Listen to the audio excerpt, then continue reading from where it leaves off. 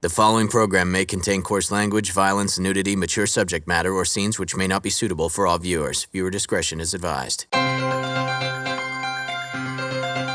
This is the X-Zone Broadcast Network, broadcasting worldwide on broadcast affiliates and satellite program providers, including CNN Broadcast Network, Sirius Satellite Network, Star Media, Good News Radio Network, Angel Broadcast Network, Wiki Broadcast Network, and WPBN TV. For more information on the X-Zone Broadcast Network, visit us at www.xzbn.net.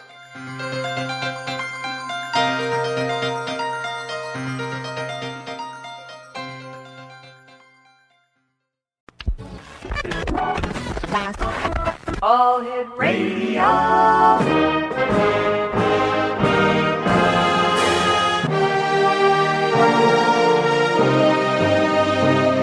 Welcome to the X-Zone, a place where fact is fiction and fiction is reality. Now, here's your host, Rob McConnell.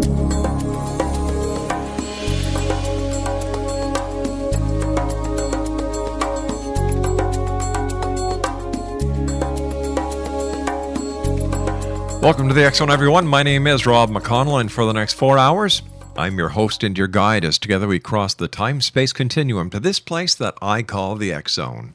It's a place where people dare to believe and dare to be heard. It's a place where fact is fiction and fiction is reality. And the X-Zone comes to you Monday through Friday from 10 p.m. Eastern until 2 a.m. Eastern, right here on the X-Zone Broadcast Network and our fine family of broadcast affiliates, both in the terrestrial radios, that's AM, FM, cable, as well as satellite providers worldwide. Toll free, 800-610-7035. Email xzone@xzoneradiotv.com. On all social media sites, X-Zone Radio TV, and our website. You all probably know by now, but just in case you're joining us for the first time, it's xzoneradiotv.com. X-Zone Nation, my first guest tonight is Joe Augustyn, and after winning a Nissan Focus Award for writing and attending AFI on Production Fellowship, Joe spent 2 decades working in Hollywood, writing and producing movies. His first feature film, Night of the Demons, is a cult favorite, gaining more fans with each new generation of teens. Now, in 2001, he left Hollywood to move back east and writes novels. His first published in 2012 was The 9 Lives of Felicia Miller, a dark tale about a teenage girl who is a shapeshifter. His second was Dead Rain, a tale of the zombie apocalypse. Now, his most recently completed a non-fiction book entitled Ghostwriter, The Polaroid Ghost and Other True Tales of the Paranormal. Joe's website is www.wildcatpress.net. And Joe, welcome to the X-Zone. Thank you. Good pleasure to be here. Tell me, where does your fascination with zombies, demons, ghosts, shapeshifters come from? It all started when I was really young. My grandmother used to tell us spooky stories, true stories of her, our past, and my family had a lot of ghost stories, and I, from the time I was about 14, I started to really take it seriously. But I've always been a horror fan, basically, and into the paranormal. I remember when I was little, probably like 7 or 8, when I first started to go to the library, and the first books I went for were books about witchcraft and other, I don't know why, it seemed more interesting than, mundane subjects. Sure. So, Tell me, have you yourself had any paranormal experiences? I've had a lot of paranormal all through my life, basically. Really? The one that actually solidified my belief took place when I was about 14 years old, and I was always a night person and stayed up late. And when it was the night in June, school had gotten out, and it was a Friday night, so I could stay up totally late, and I was up watching The Tonight Show with Johnny Carson, and I went into the kitchen and poured myself a glass of juice, and my mother had the ironing board set up in the living room to do. We had 5 kids, so she was always busy with housework. I put the glass on top of the ironing board, and I went up to go to the bathroom, and when I was halfway down the stairs, I saw the glass just tumble over as if an invisible hand had just swatted it. And I paused for a second on the stairs, and I instantly rationalized that, well, the ironing board cover must have had condensation or whatever. I ran downstairs, I got a rag, I went and I wiped it up, I went back into the kitchen, and while I was in there, my dog, Killer, who was a tough little mutt, came in and was standing in the doorway between the living room and the kitchen, and I thought he wanted to go out in the backyard, so I went over to open the back door, and I opened it and was holding it open, and instead of coming to go out, he started to growl, and I turned around and I looked, and he was standing like just hunched over in the doorway with his fur up and his teeth bared, and his eyes were just kind of glowing, and he was staring at the space right next to me, and it just, between the glass flipping over and that, it freaked me out, and I ran upstairs. When I got to the top of the stairs, he was already up there. He had beaten me somehow on the way, and so I went downstairs and I locked up and went to bed early that night, but since then I've had a bunch of experiences. All right, let's talk more about your experiences when we come back from this 2-minute commercial break. Thanks very much for joining us tonight, Joe. Sure. I'm looking forward to the next hour with you. Exonation Joe Augustyn is our special guest this hour. www.wildcatpress.net. That's www.wildcatpress.net.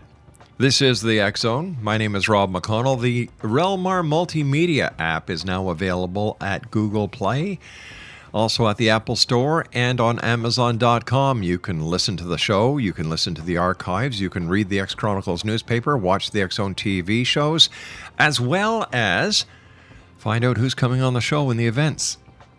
There's a big price for this, a one-time price of 99 cents. Ooh. We'll be back on the other side of this commercial break with Joe Augustyn. This is the X Zone. I am Rob McConnell. Don't go away.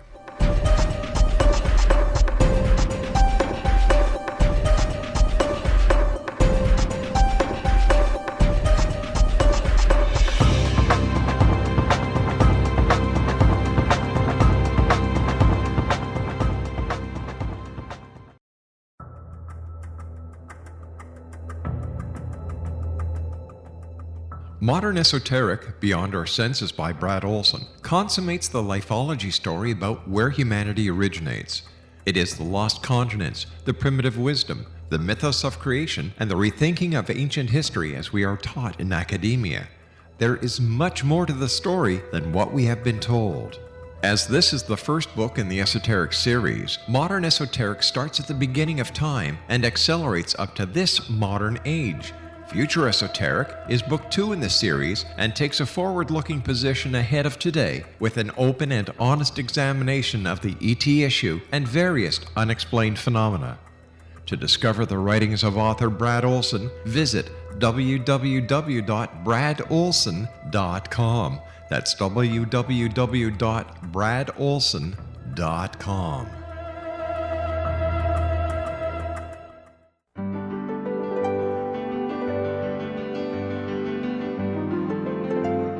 Named one of the world's greatest psychics, Elizabeth Joyce is now giving readings worldwide via Skype. Elizabeth Joyce is recognized for her clairvoyant ability to help find missing persons, her analysis of dreams, past life regression work, mediumship, and her accurate predictions. Elizabeth has been a frequent guest on the X Zone radio show with yours truly, Rob McConnell, now for several years. For an appointment with Elizabeth Joyce, call 201-934-8986 or Skype at elizabeth.joyce.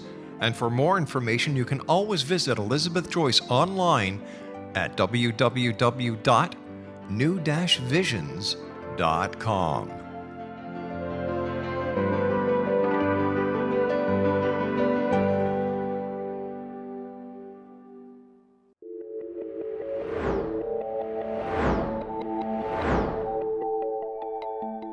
Do you have a dis-ease that you would like to alleviate through a natural means? Have you been contacted by angels, ghosts, or even extraterrestrials and want to validate these experiences? Or would you simply like to speak with someone who can help you find your life's purpose? I'm Dr. Joseph Mara, and I'm offering my services free of charge for first-time clients contacting me during the month of April. These free consultations include angel card readings, guided meditations, life coaching, and energy healing. If you have always wanted to explore these types of experiences but were skeptical or simply could not afford them, then take advantage of this free special offer. Contact me through my website, aguidinglight, spelled lite.com, to schedule your consultation today. Until then, I offer you love, light, and laughter.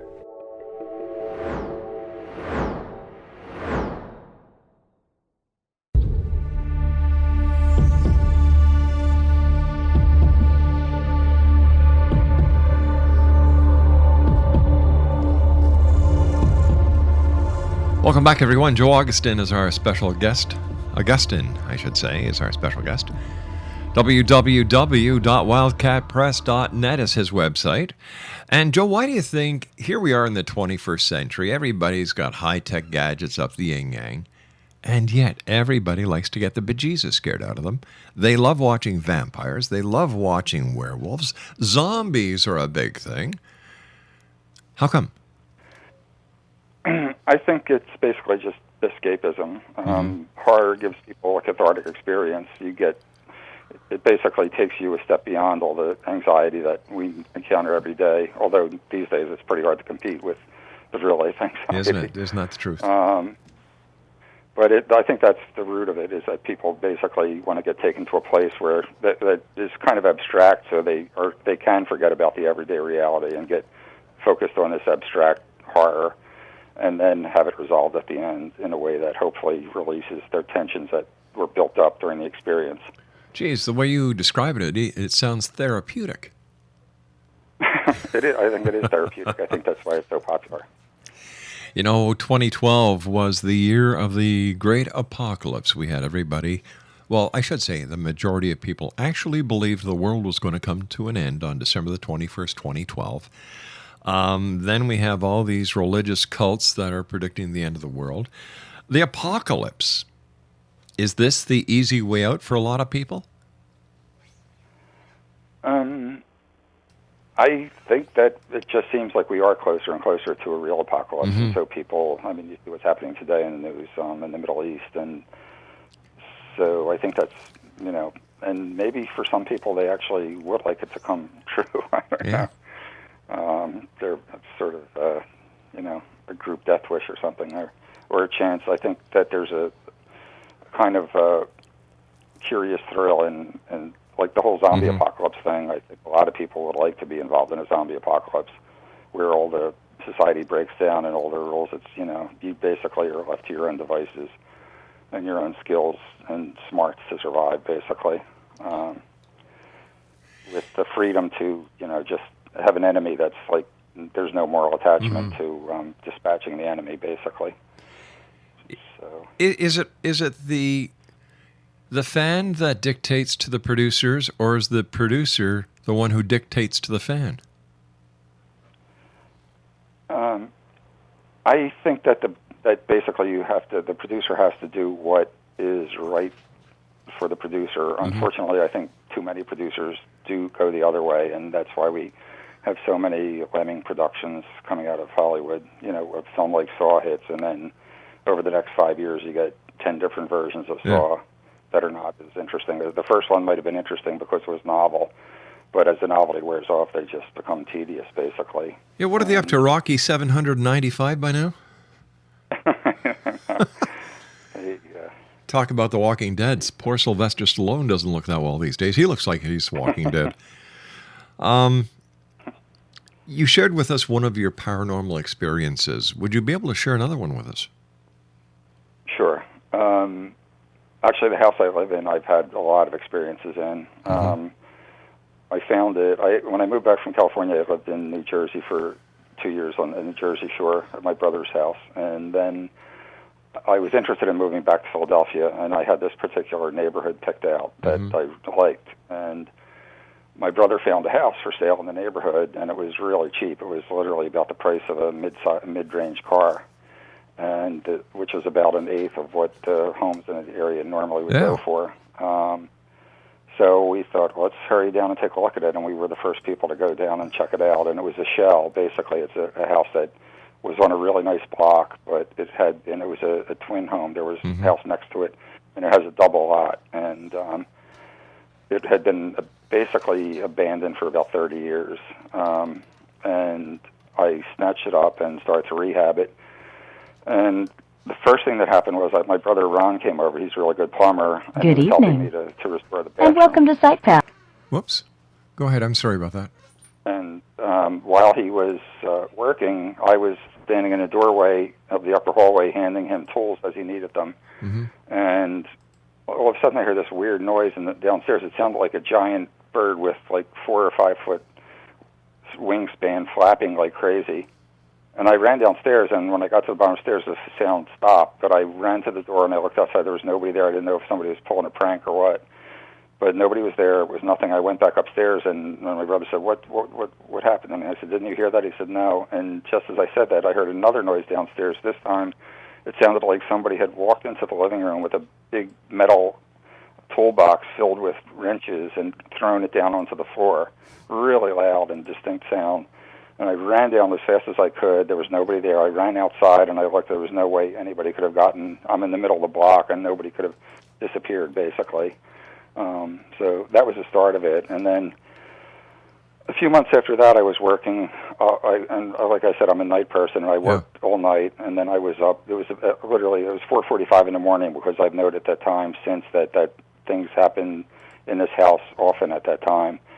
And I haven't figured out why, but I was wide awake. I was in the front bedroom of the house. I was actually checking my email, and I heard the back door downstairs being pushed open, and I had some sleigh bells hung on it just temporarily as sort of a temporary burglar alarm, and not that I needed it, but I heard the bells jingle, and I heard the door being pushed open, and then I heard my oldest brother, Al, call my name.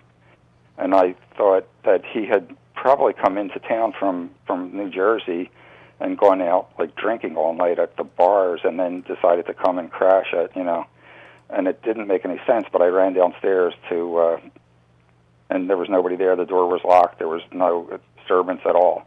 Nobody was there, but I distinctly heard it. And since then I've had several, after I took my parents in. Both of my parents were really sickly and elderly, and their neighborhood was ready to go, and I took them in and took care of them for the last years of their lives. And after my mother passed, like the next day, or the next night, I should say, I was watching TV in the bedroom, in the middle bedroom, and the back bedroom was my office, and I heard a really loud metallic sound, and I didn't know what it was. I thought maybe some pots or pans or something fell down on the first floor. Went all through the house, couldn't find it, finally went in my office, and there were quarters scattered all around the floor. And I was wondering, how did those quarters get on the floor? And then I noticed there was a little white plastic cap from a pill thing, and I realized my mother had kept quarters in this little amber plastic vial, from prescription vial that she used for, meters and things like that. Right. Parking meters. And after she died, I found it when I was cleaning up her stuff, and I just put it in a drawer in that office, basically. So somehow it got out of that closed drawer and smashed to the floor, basically, to scatter all these coins across. Unbelievable. And then a few years later, after my father died, I was on the phone. It was about 3 o'clock in the morning. I was talking to a friend of mine in California, and all of a sudden another loud metallic banging sound. This time it was so loud that he heard it through the phone. And he said, "What is that? Did you drop a pot?" I said, "No, let me go check." And I went downstairs, and nothing there. Then I went up to the office, and I opened the door, and there was an antique metal lighting fixture that I had taken down from the ceiling, and I hadn't put back up. It had been thrown from where it was on a bureau to halfway across the floor, basically, and was lying on the floor. So those are a few of the things. And at a certain point, I talked to the woman who lives next door, who's older and has lived here in the neighborhood for at least 50 years, and I asked her if she ever heard anything strange about this house. And she said, "Well, if I were you, I would have the priest come in and bless that house." And I said, "Well, why is that?" And she explained that that the house had always been in the hands of one family, basically, from the time it was built in 1925. And there were several mysterious deaths in the house. There was a child who died mysteriously. there was one of the sons actually hung himself in the backyard from a willow tree. Oh, my Lord. And supposedly 6 months after he hung himself, the tree was hit by lightning and burned to the ground.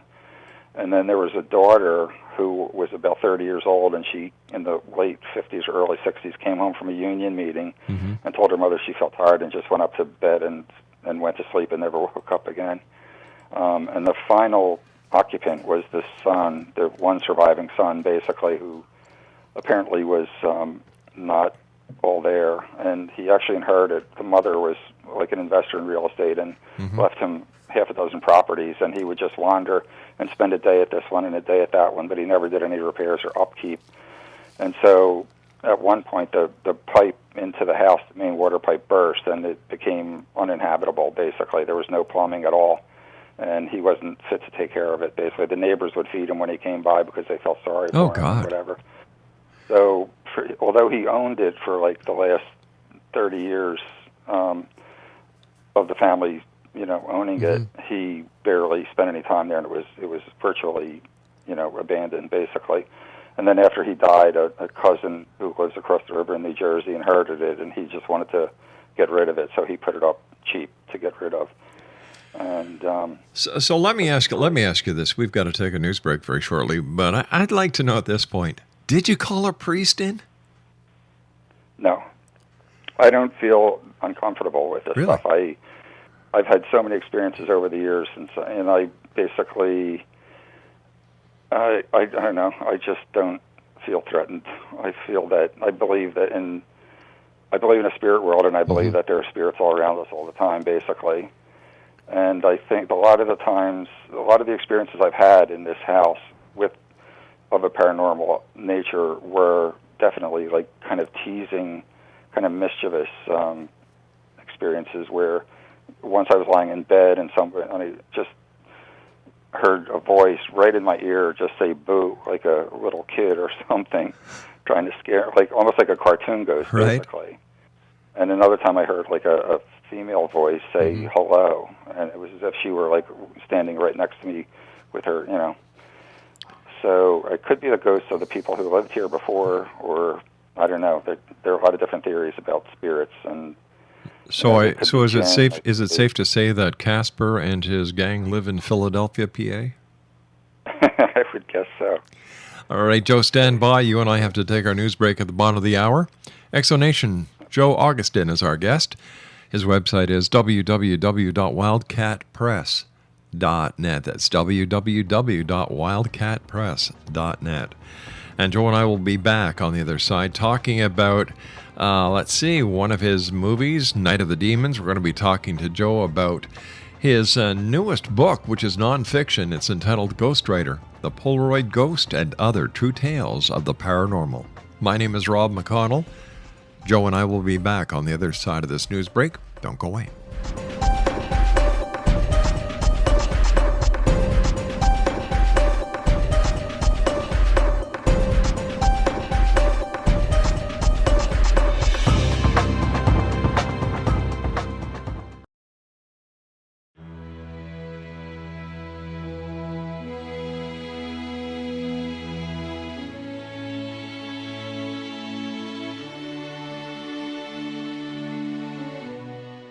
My name is Rob McConnell, and I would like to tell you about a very special lady that I have the pleasure of knowing, and that's Miss Sylvia Anthony. Sylvia Anthony believes the golden years are a time to gear up and get busy, not relax and take it easy. She has faced many hardships in her 84 years, but they have made her stronger and more determined. As founder and president of Sylvia's Haven, a shelter for women and their children near Boston, Sylvia has helped transform over 1,086 lives in the past 27 years, not only with housing, but also providing direction as to where they can go to develop the earning skills they want and need to live free from difficult domestic situations. Sylvia's Haven is everything to Sylvia Anthony, even calling it her magnificent obsession. Women who qualify for the program at Sylvia's Haven receive assistance via guidance counselors to find the appropriate job opportunity. Women and their children may remain at the housing for up to 2 years. At the end of this time, or sooner, a woman who is successfully employed and has an apartment or home may leave Sylvia's Haven to begin a new and independent life. Now this is where you come in to help make Sylvia's dream into a reality. Sylvia's dream is to have a Sylvia's Haven in every state to help as many women and their children as she can, and to help this dream come true, a crowdfunding site has been established which can be accessed at www.sylviasdream.org. Now that's www.sylviasdream.org. With your financial help and support, Sylvia Anthony will continue to help those in their time of need, not only in the Boston area, but with her dream of having a Sylvia's Haven in every state of the United States.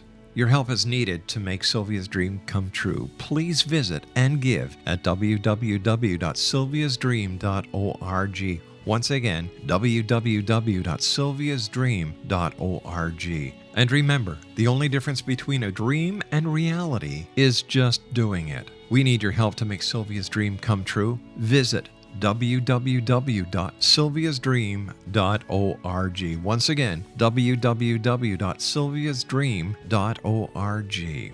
For the X Zone Radio TV show and the X Chronicles newspaper, I am Rob McConnell.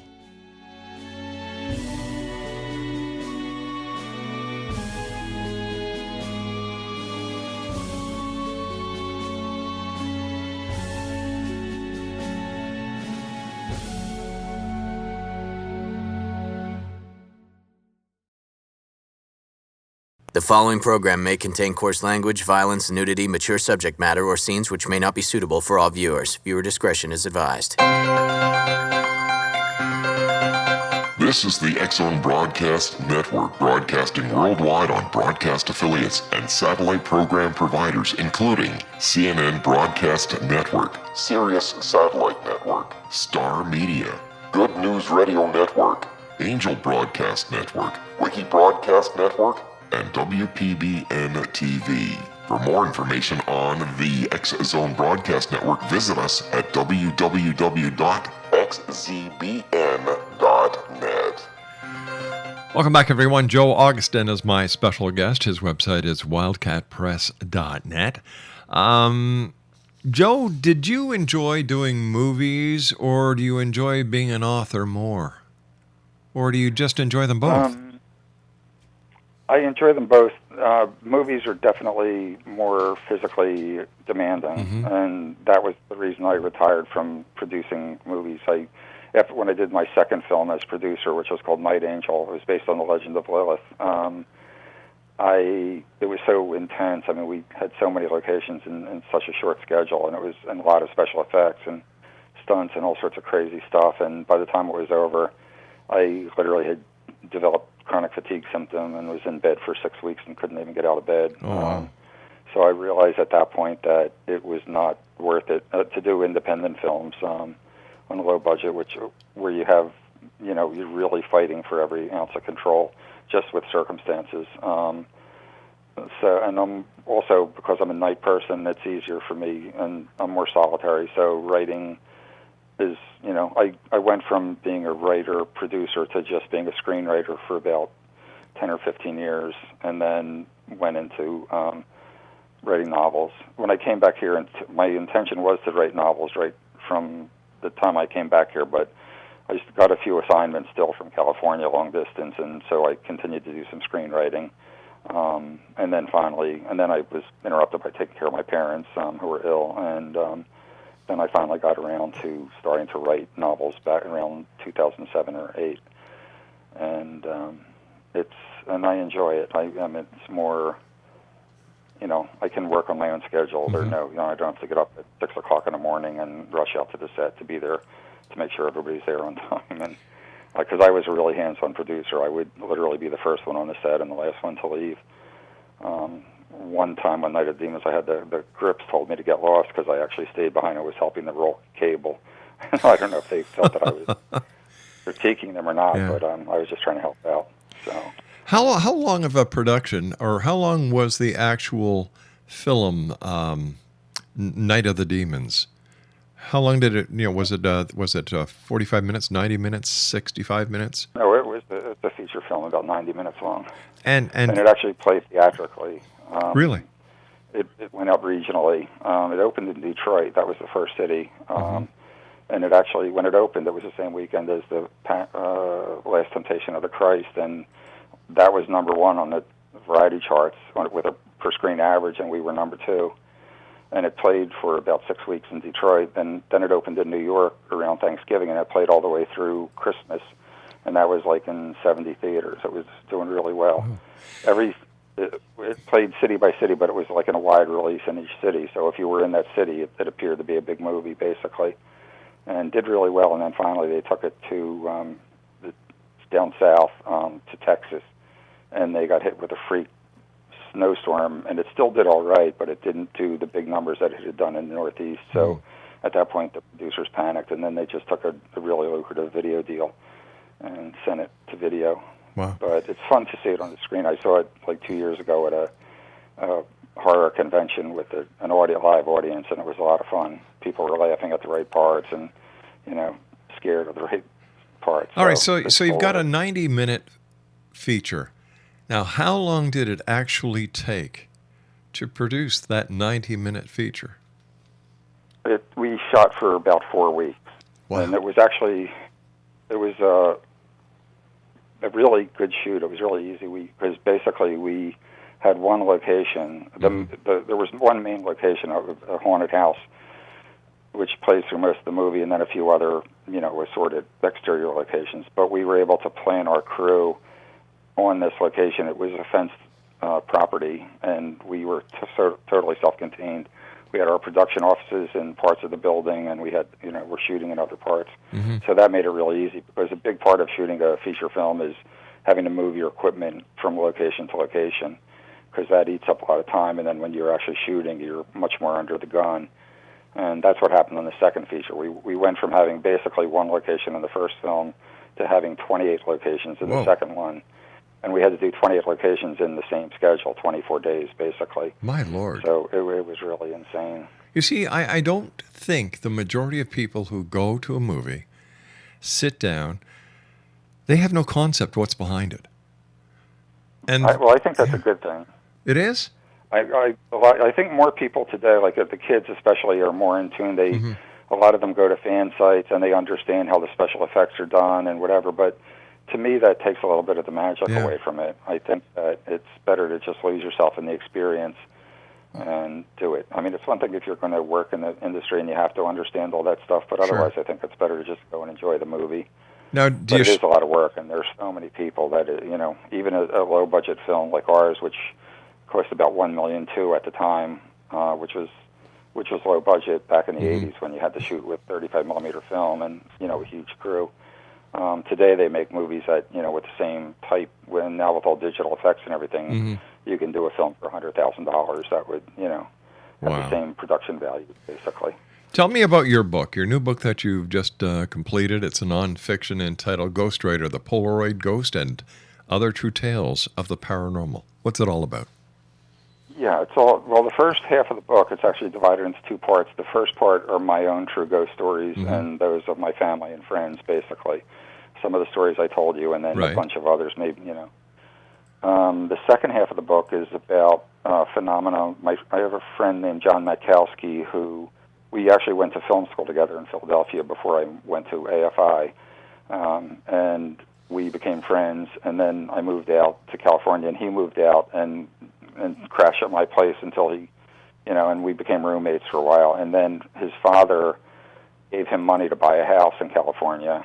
He found a really great deal on a property up in the hills of northeast Los Angeles, a place called Eagle Rock or Mount Washington. I'm not even sure which neighborhood he's in, but I've heard that people use both. But it's like a little log cabin type house that was built also, and ironically, it was built in 1925, which is the same year that the house I'm in was built. Oh, wow. So maybe the house built that year haunted, I don't know.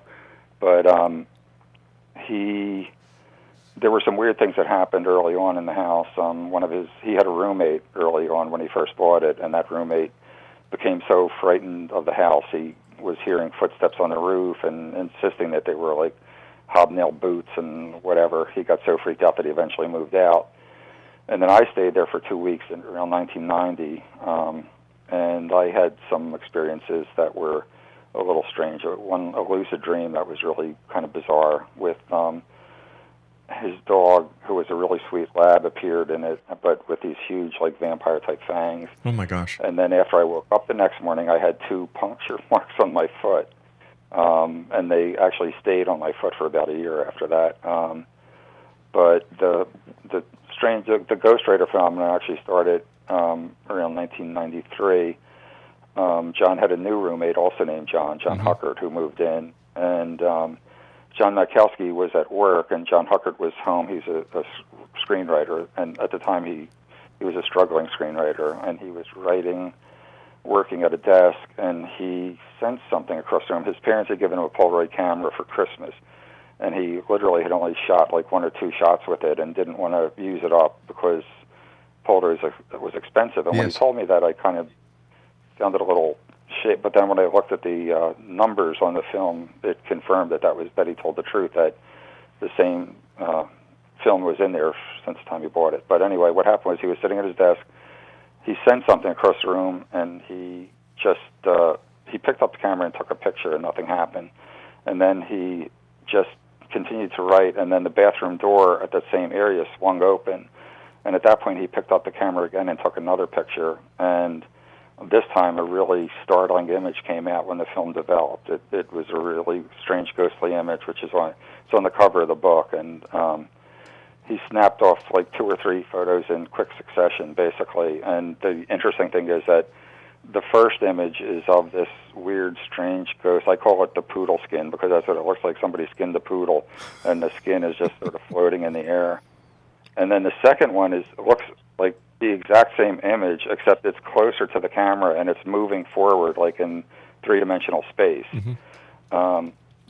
And they're in the book in sequence, but it was really strange. So they got these images, and I saw them, and I was wondering about them, and I kind of suspected a hoax at the time. I'm not easily, although I'm a total believer because of the experience I've had, I'm also very, I'll really scrutinize everything really carefully. And they started to get ghostly messages from this entity. They would ask questions, and the ghost would answer. And it started at a party where they had some friends over, and they were talking about this. And one of their friends suggested, well, have you ever tried to communicate with it? And then he asked a question, and the word yes came out on an answer. But it was so broken up and garbled that it was really hard to decipher. And they finally did, and they figured out that they did get a response, and so they continued, and they started to get more and more advanced communication with this thing. But there were 2 things that sold me on it. One was I was at a party in 1994. They threw a Halloween party. Mm-hmm. And a lot of people came, and they brought their own Polaroid cameras and their own Polaroid film. And the first hour of the party was just like a typical cocktail party. Nobody, nothing was happening. It was pretty mellow. Everybody was talking. And I was outside on the patio talking to some friends. And all of a sudden, we heard all this murmuring in the house. And it was like the energy level just went up, like somebody flipped a switch. So I immediately went into the house to check, and everybody all at once started to get these ghostly pictures, basically. Wow. And there were actually 2 that I remember that were really striking, and I saw 2 different pictures that were taken. One was a young man came with a Grim Reaper costume, and somebody took a close-up photo of him, the side of his head, and there was this weird kind of fetal specter sort of like curved over his face.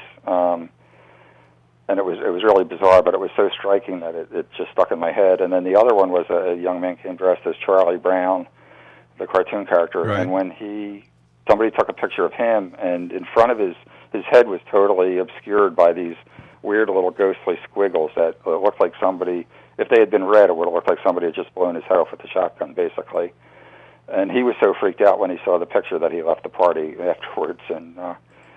But I remembered those 2 pictures, and then about 3 or 4 years later, John approached me and asked me if I wanted to write a book about the house, because he knew I had been talking about trying to get into writing books. Right. And so I thought it was a great project, and he gave me a whole box filled with VHS tapes And back in, I think it was 93 or maybe 94, there was a TV show called Sightings. Yeah. And they sent a crew to investigate their house. And they were originally going to do a little 5 or 10 minute segment, but because it was so intriguing, they did an entire show on their house, basically.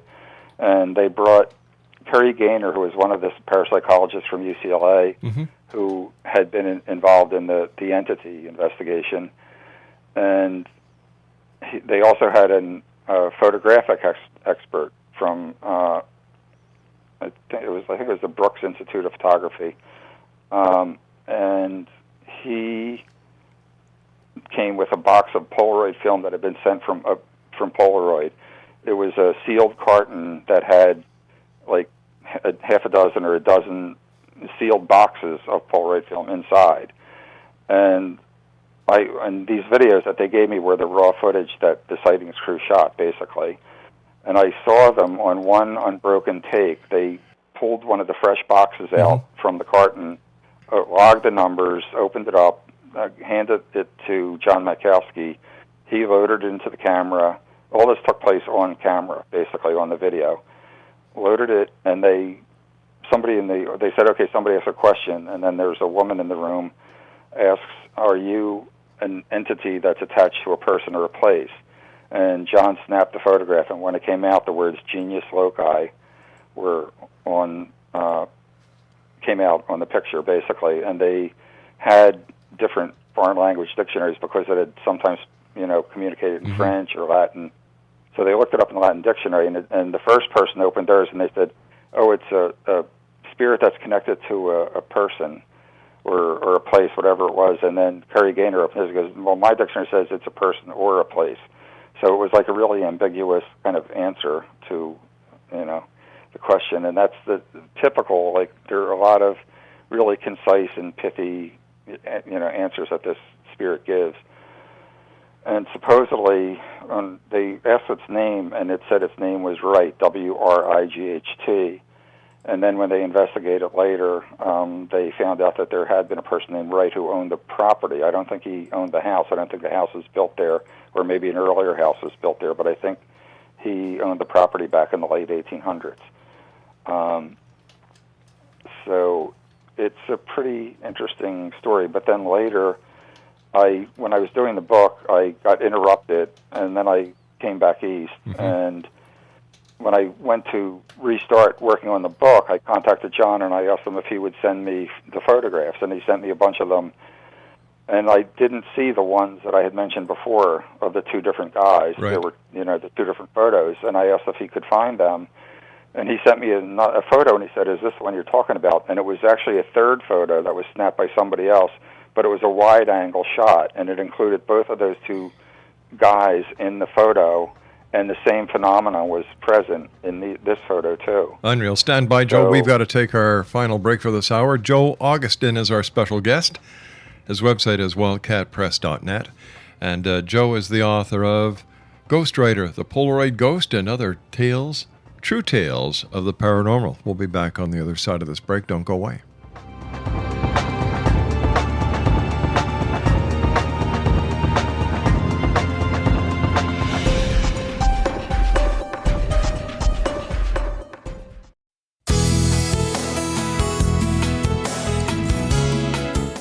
With each new extreme weather event or terrorist act, it becomes increasingly obvious that we live in uncertain and challenging times. We all buy car insurance. Why not collapse and catastrophe insurance? Matthew Stein, an MIT-trained engineer and green builder, has written 2 outstanding books to help people prepare, plan for, and deal with everything from minor situations lasting a few days to full-on collapse. Matt's first book, When Technology Fails, is a manual for self-reliance, sustainable living, and surviving the long emergency. This massive book covers the gamut from first aid and emergency preparedness to alternative healing, renewable energy, primitive living skills, and 18th century technologies that could be critical to your comfort and survival in a long-lasting crisis. Matt's second book, When Disaster Strikes, is a comprehensive emergency preparedness handbook and survival guide. When Disaster Strikes is an essential item for every family's go bag. Both books are available at all usual sources. There's a wealth of totally free information posted at whentechfails.com, and author-signed copies may be purchased at mattstein.com. That's www.whentechfails.com and www.mattstein.com.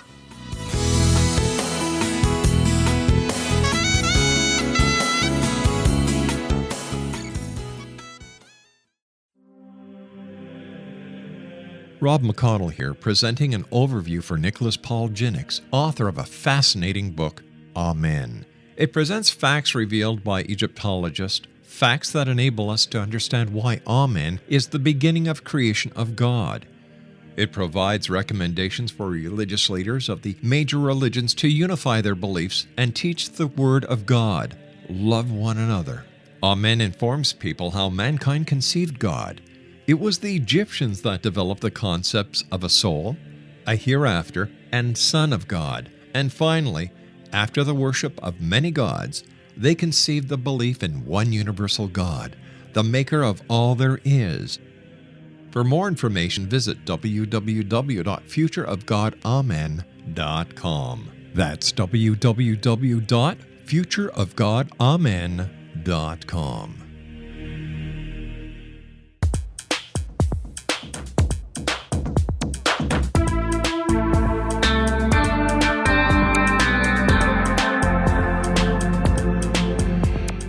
All right, Joe, you've got to take us back to that story. I've got to know what happened with the Polaroids. Yeah. Well, the show's been featured on several TV shows like Unexplained Mysteries, whatever. The last show that covered it was Fact or Fake Paranormal Files, and the investigators there were sure that they were going to debunk the whole thing. They set up a lab experiment, and they replicated photos that they felt were, good copies, basically. Right. Although, honestly, they weren't. They had a different they had a reddish tint, which none of the Ghostwriter photos have. They showed up at the house, and they actually set up all their equipment exactly as they had it set up in the lab, and they thought that it was a slam dunk that they were going to debunk this, and they couldn't do it. They were getting other weird things appearing on their film that they didn't put on there. And they finally were baffled, and no matter what they tried, they could not, replicate the photos in the house. And then they actually did a voice stress analysis of my friends when they interviewed them about it, and the voice stress showed that they weren't lying, basically. So in the end, they had to declare that they felt that it was a legitimate case. And the same thing with Kerry Gaynor, who he at one point said that he's investigated like thousands of cases of paranormal through UCLA, and he felt that the only two that seemed to be authentic were the entity case and the Ghostwriter case, basically. So the mystery still lives on? It still lives on. And apparently they communicate now. They've been trying with digital film, but it's not the same as Polaroid because obviously it's a lot harder. It would be, the fact is that their Polaroids have been seen developing on video. They've shown... So some people have suggested that they play with the emulsions, but that's not the case. Because I actually have a friend named Michael Dare who's an artist who does that, and I know how that's done, and it's definitely not the case here. I mean, this is whatever's causing them. It's not manipulation, basically. It's really it's a crazy thing. And tell me what do you think it is? Okay. I think that it probably is a spirit that is like an advanced spirit, that came back because it's had a very positive effect on the lives of the people in the house. The two Johns were both struggling in their careers, and when it started, they both wanted to be screenwriters and get in the movie industry, and they had been banging their heads against the wall for a long time. And then finally, with their encouragement, they kept writing, and then they finally had their first feature made. And then they basically, have had other successes since then. And then there was another person, Noel, who moved into the house also, and he was at loose ends when he moved in. They took him in because he was going through a crisis, and the spirit hadn't communicated for a few years because the other guys had gotten their lives together. Then it started to communicate with Noel and sort of helped him to sort of get focused and, his life in order. So I think it's a positive spirit, basically, that just happens to be able to communicate and, appear on that property. And I also think that there are geophysical aspects of, spirit materialization, and I think their property is it's set in the middle of the woods up on this rocky. I think that it's just the right kind of atmosphere for a portal, which is what Peter James, the psychic, said is on their property, basically. In fact, a few psychics have visited the property, and they always point to the same spot, which is right near that bathroom door where the first picture was taken. They didn't know anything about that. They came in and they said that that's what the psychic, vortex was, where these spirits come through. Hey, Joe, I want to thank you so much for joining us tonight. It's been a great pleasure. Continued success. And I'd love to have you back on in the future to discuss more of your tales and to see if there's anything else that's happened in your home. Okay. Joe, take care of yourself. That would be great. All right, Joe. Thank you very much. My great pleasure. Joe Augustyn has been my guest this hour, www.wildcatpress.net. I'll be back on the other side of this commercial break with the news at 6.5 minutes past the hour. Don't go away.